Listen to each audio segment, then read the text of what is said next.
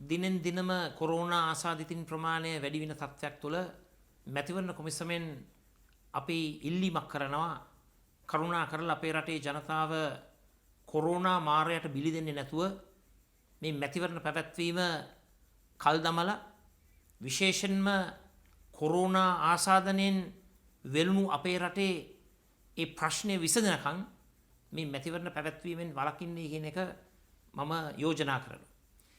මතක තබා ගන්නට ඕන අපිට මැතිවරණ වලටත් වැඩිය වැදගත් වෙන්නේ ජනතාවගේ ජන ජීවිත. මැතිවරණ වල ඡන්දය දමන්නට ජනතාව ජීවත් වෙන්නට ඕන. ජනතාව සුරකින්නට ඕන. ඒ නිසා කරුණා කරලා කොරෝනා මාරයට අපේ රටේ ජනතාව බිලිදීමෙන් වැළකීලා සුදුසු වේලාවක් තුල කොරෝනාව මර්ධනයට පත් වුණායින් පස්සේ මැතිවරණ පවත්වන්නේ කියලා මම මැතිවරණ කොමිසමට යෝජනා කරනවා. බලපෑම් වලට ලක් නොවි රටේ ජනතාවට ප්‍රමුඛත්වය ලබා දීලා ජනතාව ජීවත් කරවීම ජනතාවගේ සිතුම් පැතුම් ජනතාවගේ අපේක්ෂාවන් වලට මුල් තැන ලබා දීලා මේ මැතිවරණය පිළිබඳව ජනතාවගේ පැත්තෙන් හොඳ තීන්දුවක් ගන්නයි කියලා මැතිවරණ කොමිසමට මම මේ අවස්ථාවේ ඉතාමත්ම කරුණාවෙන් ඉල්ලීමක් කරනවා. ප්‍රමාණවත් පරීක්ෂණ පවත්වන්නේ නැතුව අපිට හැකියාවක් නැහැ සැබවින්ම කොරෝනා ආසාදනයෙන් පෙළෙන පුද්ගලයන් හඳුනා ගන්න. විශේෂයෙන්ම රෝග ලක්ෂණ එලිපිට පෙන්වු නොකරන එනමුත් කොරෝනා ආසාදනයෙන් පෙළෙන ඒ වගේම කොරෝනා විස බීජය ව්‍යාප්ත කරන්නට පුළුවන් තවත් ජන කොට්ටාස තිබෙනවා කියන එක තමයි බොහෝ වෛද්‍ය අංශ වලින් වාර්තා වන්නේ.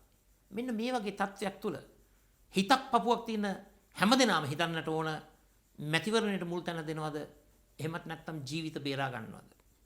මරණය කරා රටේ ජනතාව ගෙන යනවද? කොරෝනා මාරයාගේ දෙපතුල් ළඟට පොදු ජනතාව රැගෙන යනවද? එහෙම නැතුව මුළු රටම එකට එකතු වෙලා මේ කොරෝනාව පරාජය කරලා ඉන්පසුව අපේ විවිධ මතිමතාන්තර ඔස්සේ මහ මැතිවරණයක් ප්‍රජාතන්ත්‍රවාදීව ක්‍රියාත්මක කරනවද කියන එක. මේ තීන්දුව තිබෙන්නේ මැතිවරණ කොමිසම අතේ. මැතිවරණ කොමිසමේ සියලුම සමාජිකයින්ගෙන් ඉල්ලීමක් කරනවා රටදය වෙනුවෙන් පොදු ජනතාව වෙනුවෙන් මේ වැදගත් තීන්දුව ගන්න. මැතිවරණය කලබලයට තියන්නට යන්න එපා. රාජ්‍ය සේවයේ ඉන්න නිලධාරීන්ව අනතුරට ලක් කරන්නට යන්න එපා. අපේ රටේ ජනතාව කොරෝනා මාරයා ළඟට ගෙන යන්නට එපා. අපට අවශ්‍ය වන්නේ කොරෝනා මාරයා පරාජය කරලා දිනවමු ශ්‍රී ලංකාවක් ගොඩනගන්නට.